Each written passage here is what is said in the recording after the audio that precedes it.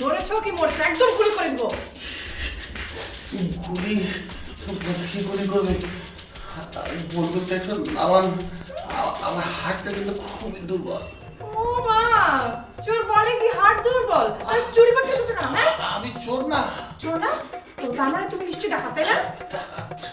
না না না, আমি ডাকাত না। তাহলে তুই কে? এই কে তুই? বন্দুক। আমি আমি হাইজাকার।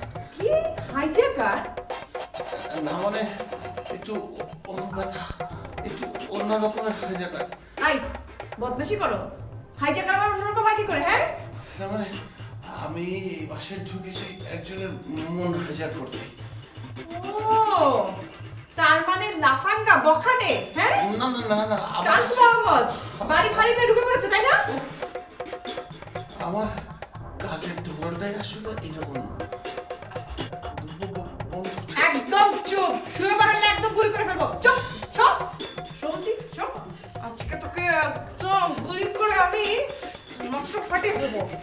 এই, আরে এই তো তুর্য।